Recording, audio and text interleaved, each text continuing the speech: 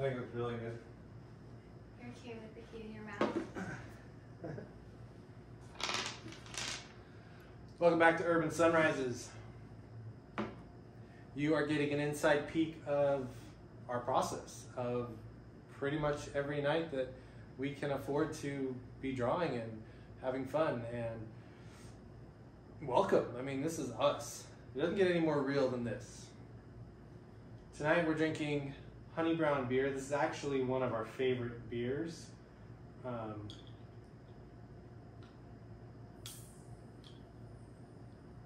really don't know much more to say about it. There's a brewery in Avondale called 8-Bit Ale Work, and they are the best beers around. Health Potion is our favorite, so shout out to them. If they want to sponsor our channel, just saying, we will do anything for that, for free beer. Right next to them is Scale and Feather Meadery, and that is a mead place, and they have the best mead in the valley. Thanks.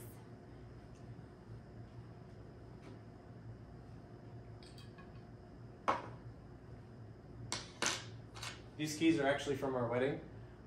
They were favors, kind of, that we got a whole bunch of, so that we would always remember and have these little tokens. And it turns out they're bottle openers. I don't think we knew that when we bought them. This cup here, Arizona Renaissance Festival. This was, I think, the first time Melissa and I went together. Early days. Very early days. All right. So, we don't have music going, so put on your favorite fantasy music. My recommendation is Blind Guardian. Best fantasy music out there. A little heavy though for lighter. What we were listening to the other day. We were just listening to 2 Steps from Hell. And it's really cool. They do a lot of trailer music, a lot of music you hear on the trailers. You get 2 Steps from Hell, but what were we listening to? The Fat Rat? Oh yeah, Fat Rat. Can't remember the sky one. Blue. Hiding in the Blue. Hiding in the Blue. Hiding in the Blue, Fat Rat. Go look that one up too. All of their stuff is good. The Fat Rat. Awesome. Okay, we're working on our weekly challenge for next week. The theme of the weekly challenge. Also, welcome to the Pouncer Society. Don't know how many of you know that. We also are part of the Pouncer Society. This is Nadia.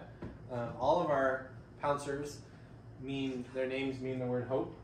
They're also sometimes wet from jumping in the pool. This one is soaking wet. Nadia. She is just straight out of the pool, yeah. Onto the couch. Yeah, it's 109 degrees outside right now.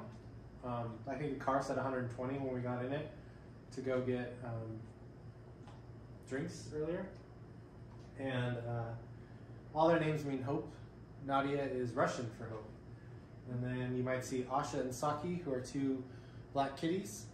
And then Dylan is the new puppy, and he probably will be here shortly too, now that Nadia's here. So, Pouncer Society pins available on our Etsy store. Go grab one. Be part of the Pouncer Society.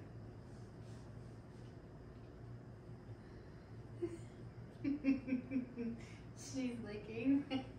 She's always damp. So gross. Okay, our weekly challenge. Weekly challenge, yep, sorry. Weekly challenge. We are doing a fantasy map weekly challenge. Melissa has been reading, what's the name of the whole series? Shadow and Bone. Shadow and Bone is the first book, but is there a name of the series? The Shadow and Bone series. Nice. Shadow and Bone. She's on, the first series is the first 3 books, and then there's 2 books after that, and then there's a 3rd book, and The Crooked King. The King of Scars. King of Scars. Yeah. King of Scars. So she was on the King of Scars. She opened it up last night as we were going to bed, cracked it open for the first time. We took the girls to the bookstore, got a new book, and it's just amazing. And she opened it up, and you know it's a good fantasy book when the map is on those first few pages. And you're like, oh, this is cool. So she sat there and just started looking at the map. And when I went to create our weekly challenge for next week, I was like, All right, Melissa loves maps. This is cool. I love maps too. I want to make a map. So our weekly challenge is a map building. So we haven't done characters for the last couple weeks. We're going to switch things up. We're going to do a map. You can find this on the Urban Sunrises Instagram, or you can find it on our cool website that we haven't made yet. It's a very cool website. It's super awesome. Or you can email us at urbansunrises@gmail.com and we will send you this image. If you don't want to be on social media, we totally understand. Not sure how you're watching this, but we can email it to you. Maybe you want to share it with somebody. Maybe you are on social media and you want to share it. So email us at urbansunrises@gmail.com. Okay, fantasy map. All right, what we're rolling first is for the amount of land masses that are on the map. You roll a d6, and whatever number you get is the amount of land masses. So here we go, d6.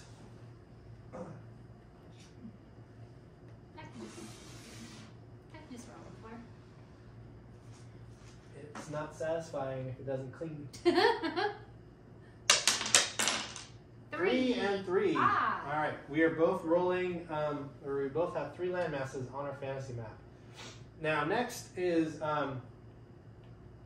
D12 locations. So we're rolling a D12 for locations. There you go. Yes. I love the D12 so much. There we go. Okay, first D12 roll. Oh! One. Plains and river. So this is actually interesting. I'm glad she's writing it down because I'm not. So when you're doing this challenge, maybe you start drawing. You draw your big masses first, your 3 little island masses, and then you start filling one up, and you just keep rolling until you fill it up. So what we have on the rest of this roll table is magical places and names. To kind of give you, one of the hard parts of making your fantasy map is having cool names. So give you, 12 names that you can use. With all of our stuff, and if you watch like Melissa's pieces, it veers off from the roll table. These are not meant to be the end-all rules to anything. These are meant to get you creatively kickstarted for the week. Why did you call me out? I'm veering off from the roll tables. Just take a Are look. you in the straight and narrow? Yeah, I mean, mine's a video game guy. Oh, mine's a video game guy too. Reggie's a video game guy? Yeah. He's an arch nemesis of the sneak. Oh. The dead bunny ghost. Yes. Cool. He's a ghost bunny. I retract my earlier statement, but again, this is only a kickstart to our career, not a rules. Unless you're Ryan. That's right. Who likes rules? No, you don't. It's so weird because you do not. It's so funny. I hate rules. What you rebel against. But I guess art challenges is not one of them. Art challenge is not one. All right, so if this video is working, you're following along on Melissa and or I's Procreate. We are making a new canvas. It is 4,000 by 3,000 pixels for those interested. We do have 2 more pouncers that have run in. Here's Dylan, the newest one, and Asha's actually in the corner messing with the wires. So if the camera comes falling down, you can blame Asha for that. Okay, so here we got blank white canvas. We both rolled 3 land masses. So I'm gonna grab my clean sketch tool. 1, 2, 3. There you go. 3 land masses. Now the fun part about drawing maps is it doesn't matter what you draw. It can be good, it can be bad, it can be crazy. It can be jagged, it can be smooth.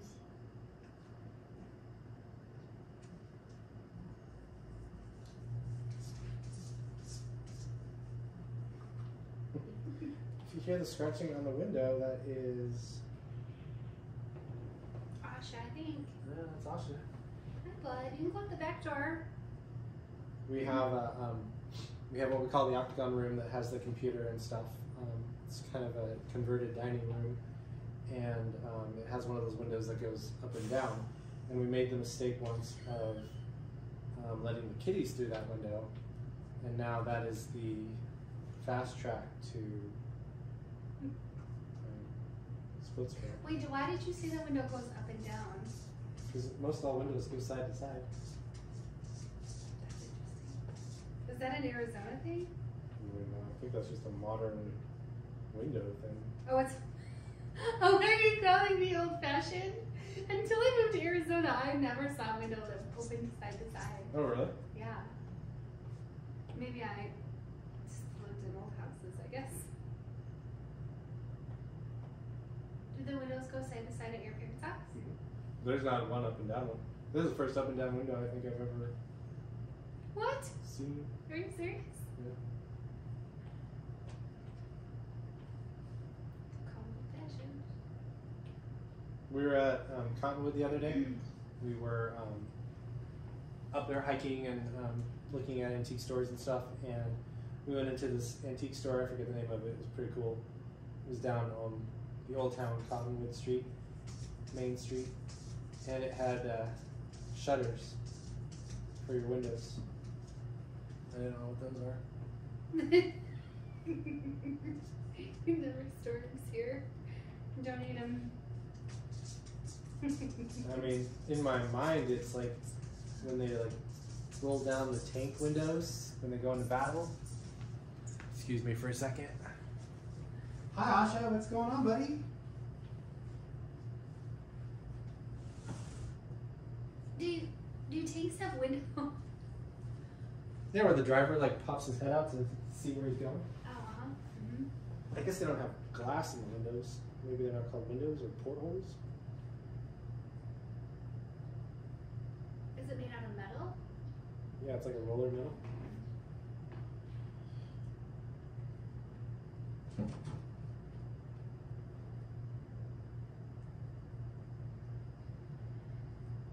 One of the things about drawing fantasy maps, I guess we should stay on topic here, is you don't have to be complicated. It does not have to be this elaborate design each time. The trees that you draw, all you really have to do is draw one tree. All you really have to draw is triangles for the mountains. Let me show you. Hopefully you're following along here on the iPad. I'm going to draw one tree. Grab my select tool. Hit copy. And then hit paste. There you go. You got two trees. I mean, that's, if you just want to be at the simplest and get your idea down for your fantasy map, you're done. That's all you have to do. For your mountains, here you go. Put a triangle up here. Dylan, buddy, you're too young to drink. He's like, I like drinking.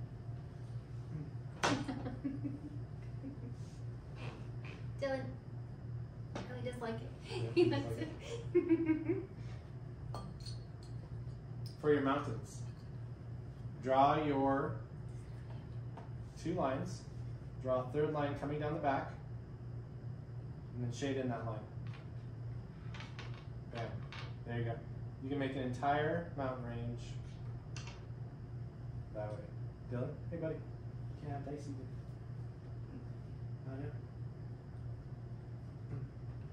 Okay, so tree, mountains. Hi.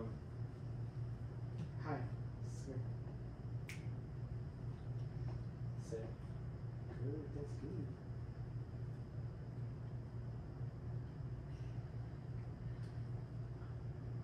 Villages. All you need, square, triangle on top. Bam. There you go. And then little dots or roads or lines to connect them. You're all set. And once you get the groove of anything, whether it's drawing or training your dog or sitting in the family room with a beautiful woman and trying to talk to her. once you start doing it, it's comfortable. It's everything. It's easy. You're ridiculous. It's very cool. You have never found it difficult to talk to me I've never at found it all. I really like talking to you. It was fun. One of the very first things I ever said to Melissa in a non-formal kind of work setting was Horde or Alliance. She's like, Alliance? That's like, cool. Like, I like you.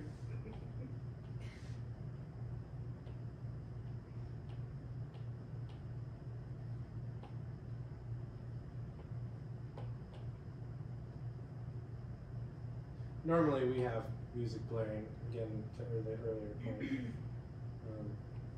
We are putting this on YouTube, so music. Maybe we should make music. Why would we can make music? We never do anything easy. Actually, you should see the setup that we had going here. How long it took to get the camera up, and it ended up being just literally the iPhone connected to a camera stand. But there's like wires from a massive podcasting microphone and a what do you call it? The thing that the switch, the deck that it goes into, and a mixer. What is that? That's a mixer board. Is it a mixer board? Mixer board.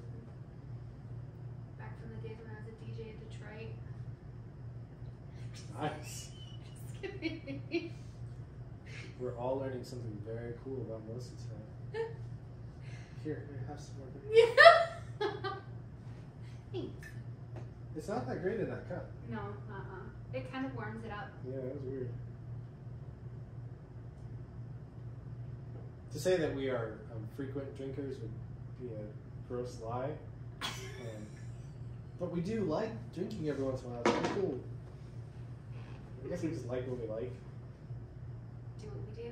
Do what we do. Right. I got my planes. What do we do now?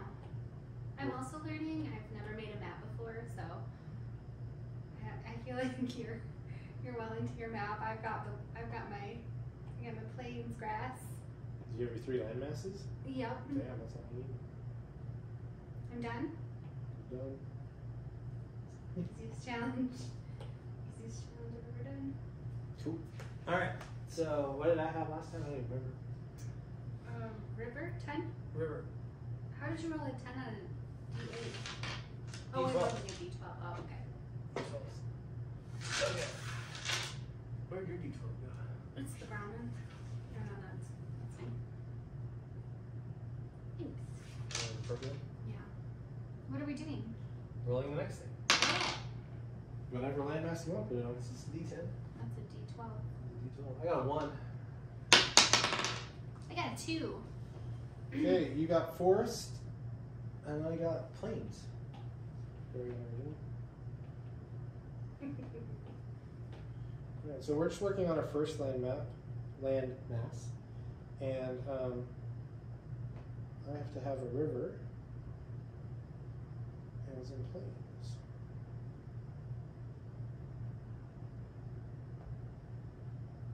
What symbol did you use to draw your plains? Grass. 3 little tiny lines. Yeah. Well, 5. Oh, sorry. Random amount. Different varying heights. Mm-hmm. This is very rough at the moment, but then I will go back and kind of detail it out more. This is just kind of placing everything where I want it, so I can visualize it.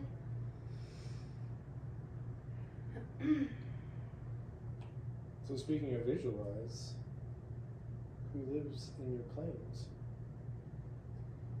Well, who lives in my plains? Yeah. Creatures, Shadow deer. walkers. Oh. Okay, cool. What's a shadow walker? Why aren't you drawing a shadow walker? Maybe I'll draw a shadow walker in the plains. I don't know. When we talk about these shadow walkers, what are they? They only walk in shadows, nighttime creatures. They don't really like the light, so it's kind of weird that they are on the plains because they're not a lot of place to hide. Yeah, there wouldn't be a lot of shadows. Yeah. Well, you rolled a forest. Yep. Maybe they retreat to the forest during the daytime. Maybe. Are they humanoid? Yes, I would say they're humanoid. Do they have antlers?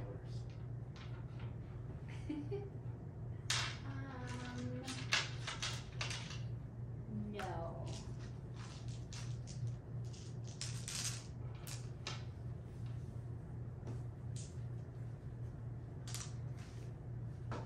They're kind of like a lizard with long claws, but some feline features. Lizard with long, so humanoid, walking on 2 feet. Yeah. Lizard-like, but with like feline. Like a feline nose and face. Okay. Scaly? Well, skin. They Not wear, scaly, really. they wear More like clothes? skin. No. Webbed feet? Yeah, I mean, a lizard has webbed feet, so yes.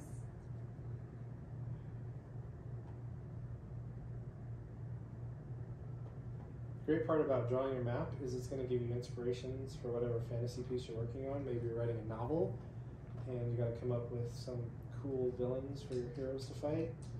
Maybe you're working on your RPG campaign and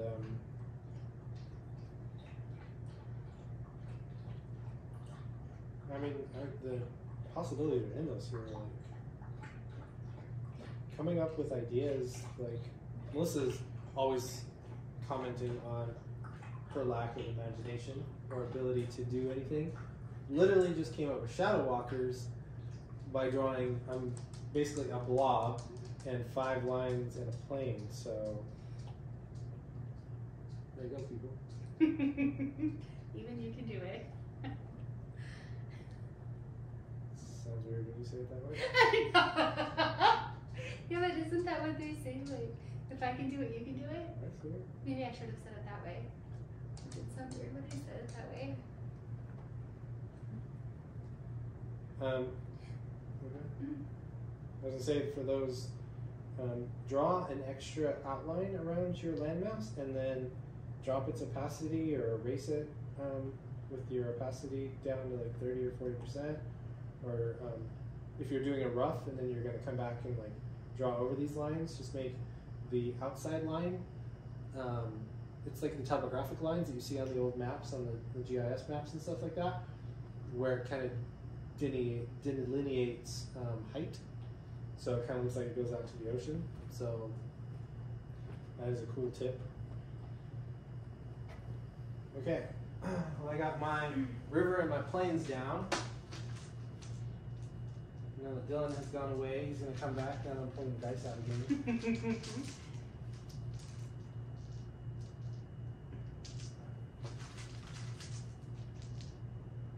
Does your DM get mad when you're looking for the right dice to roll? It is irritating to wait for people to pull dice. Especially if they put it back in the bag every single time. Well, it's not their turn. Some of that, oh yeah. We had a pretty cool D&D session with our 2 daughters, and they, one of them would put all of her dice back in her bag every roll. It was hilarious. So I would get around to her turn, and she was so cute. She'd think about what to do, and then she'd start searching for her dice. So it was pretty funny. Those are her dice, so they were over there. 2. 7. 7. You're putting a swamp on your. Swamp. And I'm putting a forest. Sweet. So the plains lead to. Maybe there's a shadow walker in my little island. Interesting thing to think about when you're doing these islands is scale. You know, how many days would it take to cross your island? That can kind of give you an idea of how big or what that represents. 2, you might want to draw, maybe you draw big, maybe you draw small. It really won't hurt or change any of that. So if you say it takes 27 days to cross your island,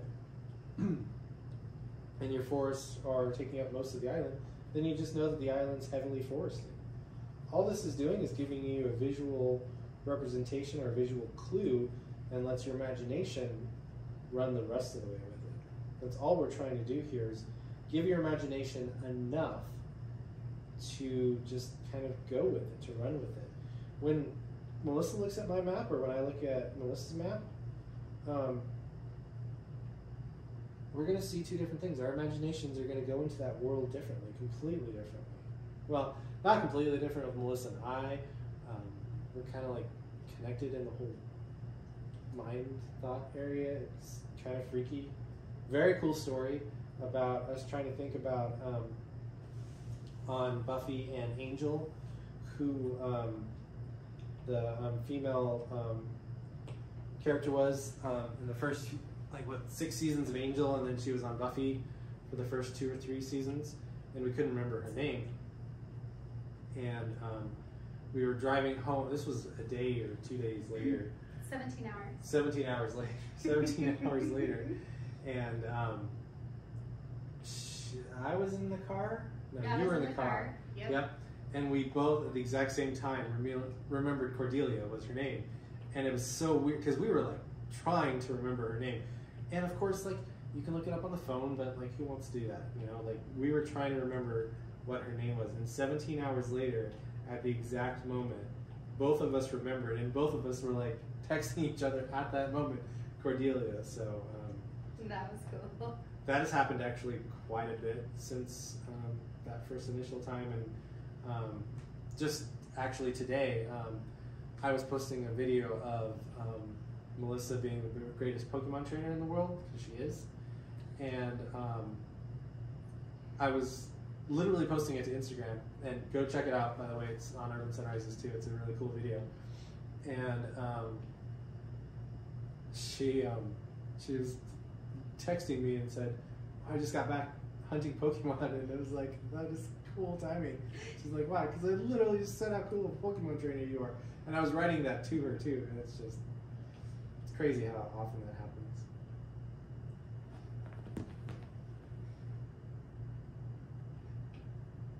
One of the cool things about your map that you're going to want to do is you're going to want to, in your mind, pick a direction at which way the sun is. So where is the light coming down on your map?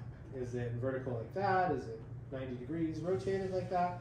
Because then what you're going to do is you're going to shade your trees and your mountains with that in mind. So the sun is always going to be hitting the mountains this way, and it's always going to be hitting the trees that way. You don't have to stick hard to that rule. It helps your brain a little bit kind of know what's going on, I think. So remember that, set your sun location early on, and if you start shading your trees or your mountains or anything like that, then you know exactly okay, cool, I know where this is going to go. Hey, Ryan. Hey, Melissa. Do you have any tips or suggestions on how to represent my swamp on the map? I just drew a line and wrote swamp, so I'm not Nice. sure. That didn't seem like That didn't seem right. thing to do. Yeah. So like your plains, we have tall grass, and then we have pools of water, Okay. kind of I would say smaller circles. So having a small circle and then 3 lines coming out around kind of the edges of that circle, maybe 3 different spots of that circle, you'll see the lines, and really kind of making that elongated oval. Instead of being like that, you're kind of bringing it like that, so it's more flat looking in that sense. So it doesn't look like a big lake or crater in your map. Kind of looks more flat. So try to take that oval, bend it, and then put kind of 3 lines in it. And then when you're shading it, shade that oval, the inside of that oval, a darker gray. Unless you're going to color it, obviously, then you can use a green or a brown. But shading it a darker color is going to make that look very interesting, because you're probably going to keep your rivers and your lakes pure white. So having it that gray color is definitely going to kind of give it that swampy feel. Do you think darker than the outline will give it that No. flat, swampy? Well, are you using a black pen for your outline? I mean, yeah, that's a good point. I mean, currently I'm only just sketching with a pencil. Gotcha. When you do your final lines on your map, especially if you're only going to do a black or grayscale map, black and whites and grays. You're going to want to use the truest black for a lot of your lines. It's going to help read a lot better, and you're going to have that delineation between black and white. You're going to have that contrast between the black and white. So remember that kind of when you're drawing your map. Really kind of use those dark blacks. And you'll see too, later in the process, later in this week, when you look at the weekly challenge, we're going to take a color parchment, or we're going to take a green or a brown or a blue, and we're going to show, probably on mine or Melissa's, putting that and doing an overlay. And so that pure black's going to come through, and you're going to see this cool color. If you look at the weekly challenge on Urban Sunrises, you're going to see the brown parchment that I picked, and how that black kind of comes through. And it really wouldn't if it was just kind of gray. You can kind of see the grayer areas that I have just kind of fade there. So definitely try to use your pure black. But again, we're just at the sketch stage here, so don't worry about that until you get to the line art stage, or just remember that as you're going. Hi, buddy. What's going on? I keep these in my pocket so that when I want to pull them out again. Sound good? No, it doesn't sound good. I want to eat it.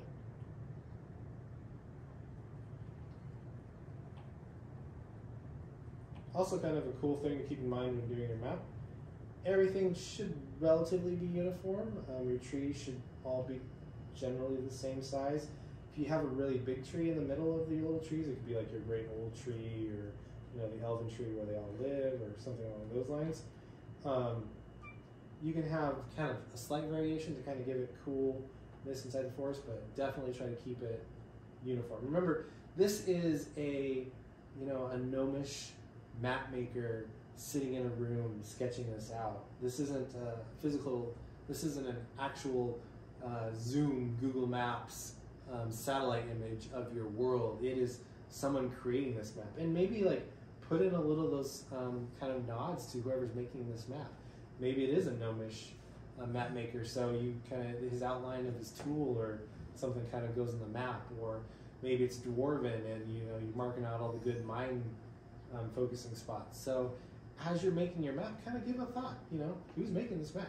Maybe it's an orc, half orc, who's drawing his map, and he's planning out his raiding party with his buddies. And now, do you want the couch? Fun fact about this couch. Melissa moved into an apartment, and we got this couch, or Melissa got this couch for free, but didn't have anywhere to put it as she was moving. So I stuck it in my apartment, and this was very early days. And I wanted to impress her, and she lived on the second floor, and I wanted to take it over to her. And this couch is in 2 pieces, but it's not light. And I told her, no problem, I totally load this couch up in the truck and bring it to you, and I did. He did. So dreamy. And then we ate tacos on it. And then we ate tacos on it. This couch has been through a lot, and the Pouncer Society has deemed it theirs. We're very upset when we sit on it.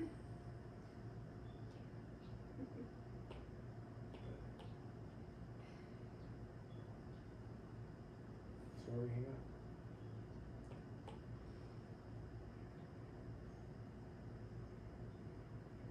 Actually, what we should do is set up our chairs and our amber light and recreate some of those moments for our cyberpunking mystery challenges. Love it.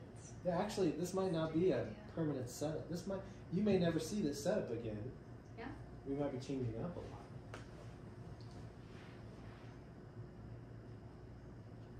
Actually, it is kind of funny. I probably should check to see if you're still recording, because I don't know what the time limit on iPhones is.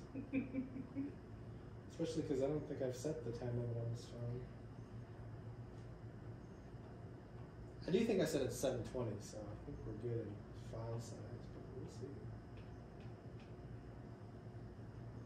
see. Alright, I've made my forest, I've made my plains, I have my river. I need something else to go in this landmass. Do you need something else? Yes. Ready? Ooh. Reroll. 6. 11. All right. What do we got? 11 is harbor. Cool. Yes. 6 is city. Cool. All right. Maybe this little port town. I don't have a harbor, but a little town by the sea. So, if you want, when you're drawing your town, you can make your 3D cubes. Practice your 3D objects all of the time. I mean, I hate to say that, but it really helped me become a better artist practicing my 3D objects. So any chance that you have to draw a cube, to draw a sphere, to draw a pyramid, take it. Now, that being said, these are 2D maps. And maybe your little gnomish guy doesn't like drawing 3D objects. Maybe he's a very two-dimensional kind of guy. A square and a triangle work great, especially on a map. Maybe you're half orc who's plotting his locations. You know, he wants to spend a little more time drawing on his villages that he scouted out.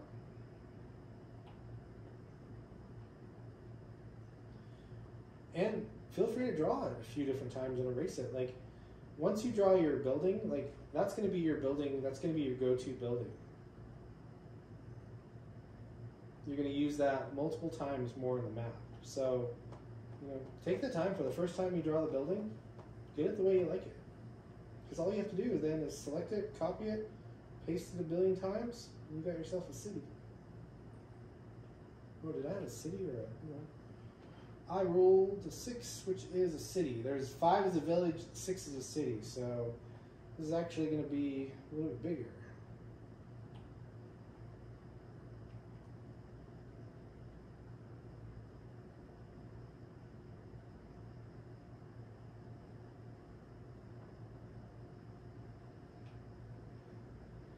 Maybe a city you can represent with a guard tower. You know, it might have some line of defense. Bree is a good, you know, kind of idea of what a city would be. Minas Tirith and those places, I feel like that's, I mean, unless you're doing like crazy high fantasy, then that can be your city and, you know, go for it.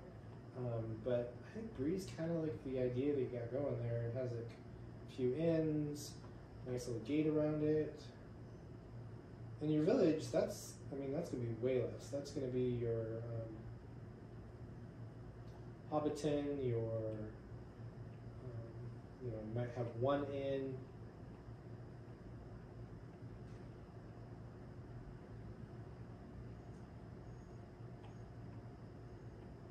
I don't know what I'm telling you about your cities. You guys know your cities.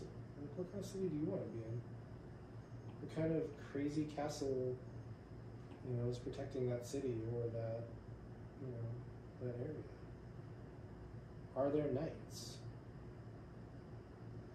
Do they have to ward off shadow walkers?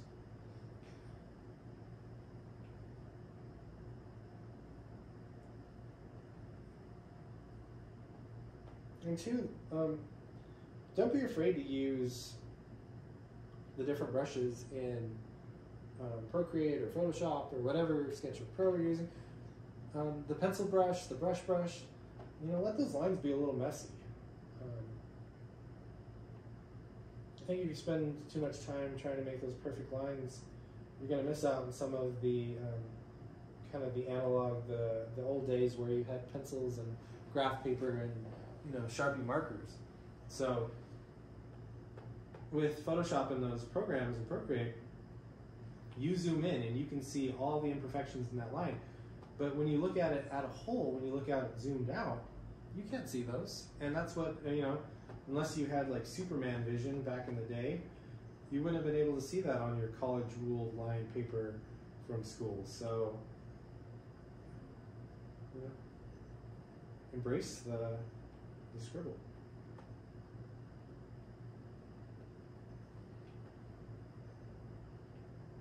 also a good thing to be thinking about, how ruined is your world?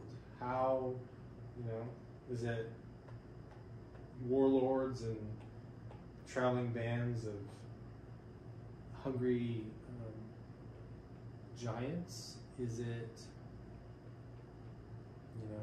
protected in the realm and pristine? If you don't have the right flag flying at the right height, then you're going to be beheaded.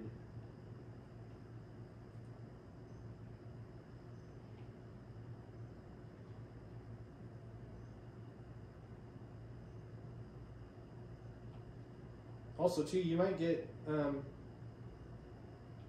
stuck. You might be like, I cannot draw this. And when you get to that point, just take your marker pen, the one that's kind of bold and black, and draw the shape. If you can't draw your house, just draw that shape, fill it in, make it completely black.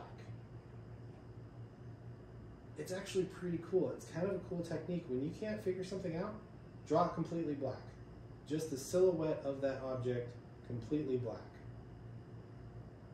And then maybe take your eraser tool or your white pen and draw on a little door. Maybe they're huts.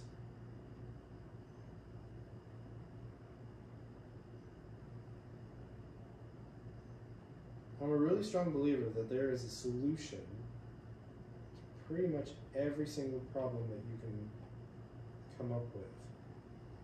But it takes I'm going to say stubbornness. It takes the stubbornness of just throwing things at it and doing random things to find that solution and not giving up.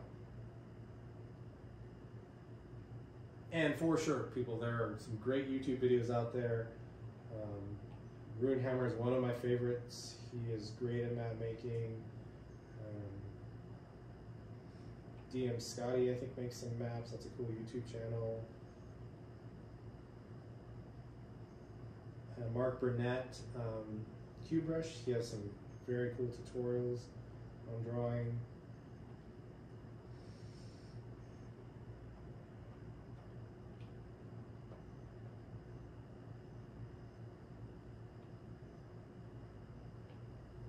And here's the thing, unless you have a very rigid idea of what your world is going to be like, you're going to be creating and giving its feel here in this map making thing. Like, I don't know why the shape of this house turned out this way. Oh, maybe that's how it was designed. Like, that maybe, maybe instead of this was going to be dwarves, maybe it's gnomes. Maybe this is very gear-like.